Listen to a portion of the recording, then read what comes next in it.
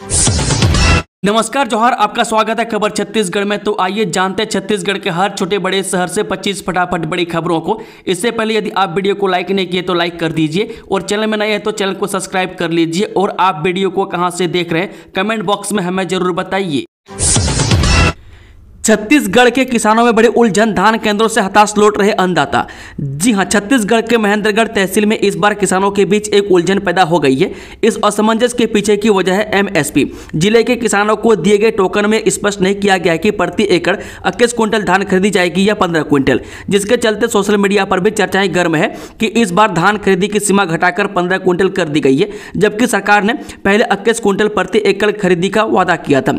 वह किसानों का कहना है कि पिछले साल चुनाव के दौरान 21 क्विंटल प्रति एकड़ धान खरीदी की गई थी, लेकिन इस साल खरीदी केंद्रों पर 15 क्विंटल प्रति एकड़ की बात कही जा रही है। वह गांव के किसान रवि शंकर साहू ने बताया कि जब वे टोकन कटवाने गए तो उन्हें सिर्फ 15 क्विंटल धान खरीदी की जानकारी दी गई। उन्होंने इसे सरकार की वादा खिलाफी बताया और कहा कि वे बीजेपी के वादों पर भरोसा कर वोट दिए थे। वह भरतपुर सोनहत के पूर्व विधायक के गुलाम कबरू ने इसे किसानों के साथ अन्याय बताया। उन्होंने कहा कि सरकार ने कागज पर तो 21 क्विंटल धान खरीदी की घोषणा की है, लेकिन धरातल पर कई केंद्रों में 15 क्विंटल ही खरीदा जा रहा है। उन्होंने इसे किसानों का अपमान बताते हुए बड़े आंदोलन की चेतावनी दी है।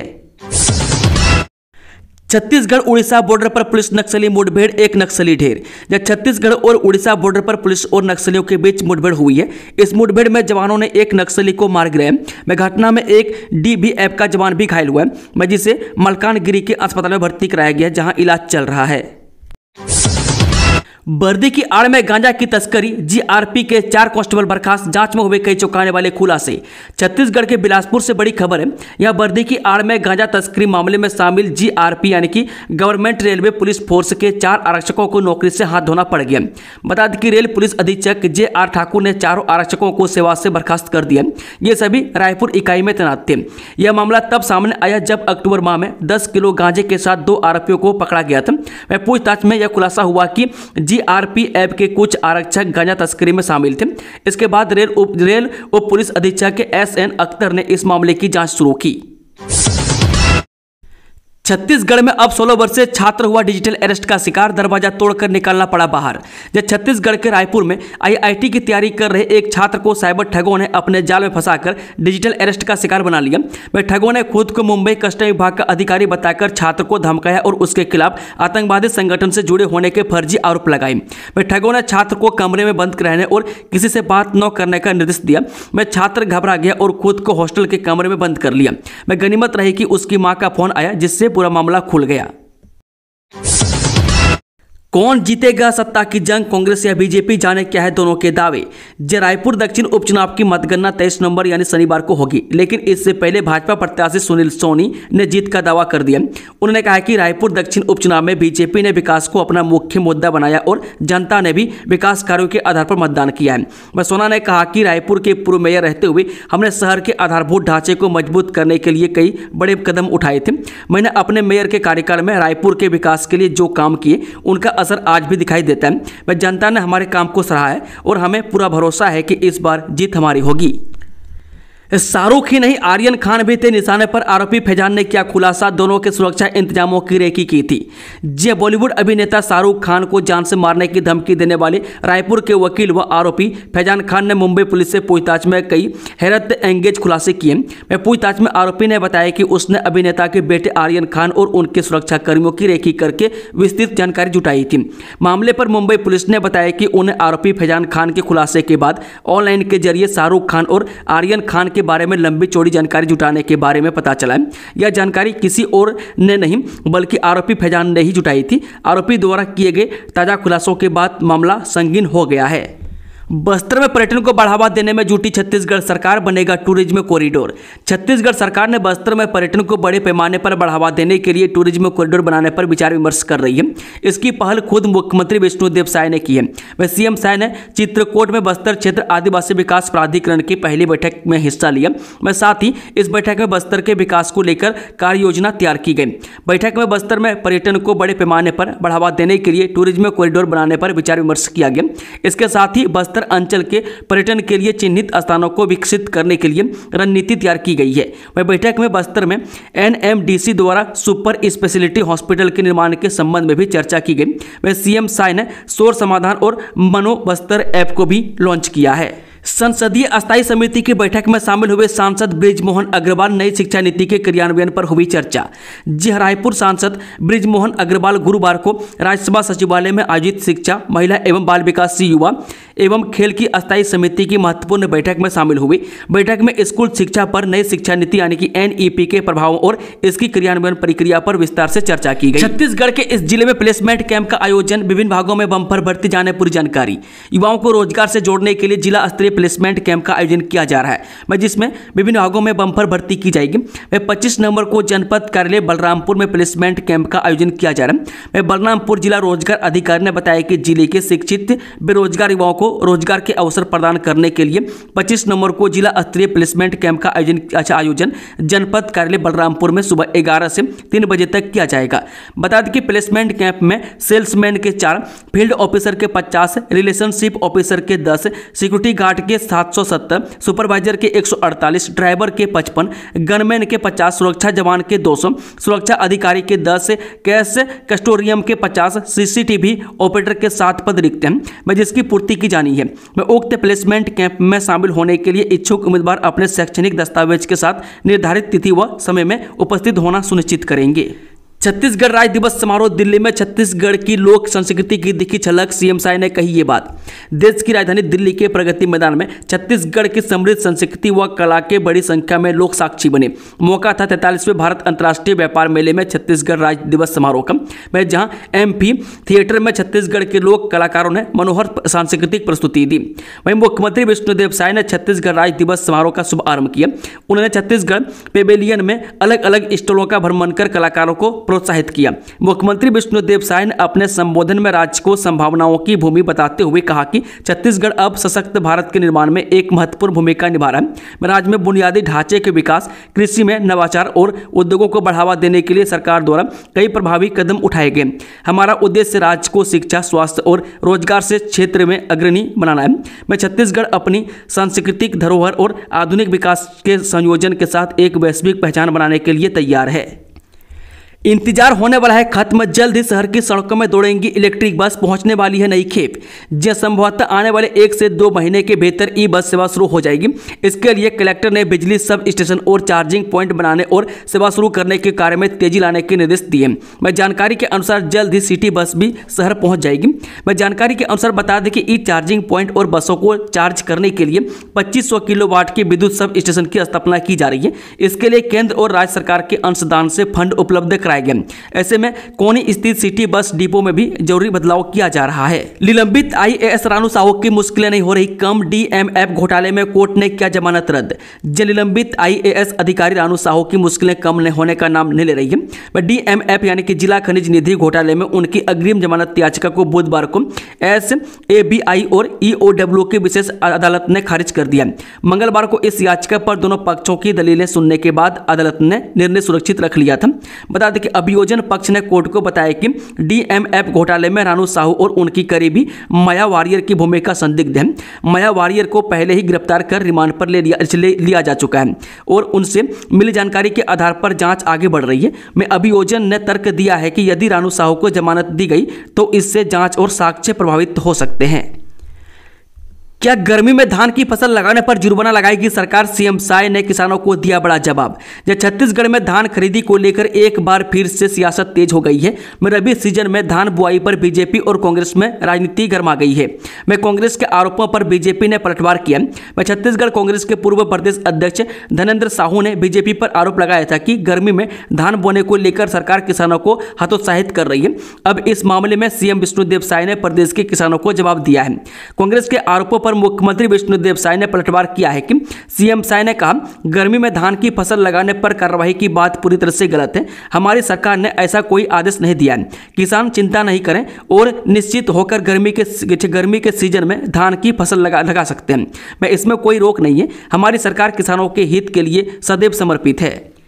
एक कुर्सी पर सिर दूसरी पर पैर क्लास में आराम फरमाते सरकारी स्कूल की टीचर कैमरे में कैद। छत्तीसगढ़ के बिलासपुर में एक सरकारी स्कूल की टीचर क्लास में सोती हुई पाई गई है। वह घटना मस्तूरी ब्लॉक के प्राइमरी स्कूल बरेली की बताई जा रही है। वह वीडियो में बच्चे खेलते हुए दिख रहे हैं और टीचर कुर्सी पर पैर फैलाकर लेटी हुई नजर आ रही है। यह घटना प्रदेश में हो रही शिक्षकों की लापरवाही का एक और उदाहरण है। मैं इससे पहले भी कई ऐसे मामले सामने आ चुके हैं जहां शिक्षक अपने कर्तव्यों का पालन सही ढंग से नहीं कर रहे। इस घटना का वीडियो सामने आने के बाद लोगों में गुस्सा देखा जा रहा है। गौरव मेहता का भूपेश बघेल से क्या है कनेक्शन? बिटकॉइन घोटाले को लेकर बीजेपी का सवाल, जेल में क्यों है पूर्व सीएम के करीबी? जब बिटकॉइन घोटाले के खुलासे को लेकर छत्तीसगढ़ का कनेक्शन आने के बाद राज्य की सियासत तेज हो गई है। बीजेपी ने पूर्व मुख्यमंत्री भूपेश बघेल समेत प्रदेश के कांग्रेस नेताओं पर हमला बोला है। इस मामले में मुख्यमंत्री विष्णुदेव साय ने भी हमला बोला है। वह दिल्ली दौरे से लौटे सीएम विष्णुदेव साय ने कहा, जांच में सब सच बाहर आ जाएगा। वह किसके तार कहां कहां जुड़े हैं वह कोई बख्शा नहीं जाएगा। वहीं छत्तीसगढ़ बीजेपी ने इस मामले में पूर्व सीएम भूपेश बघेल की भूमिका पर भी सवाल उठाए हैं।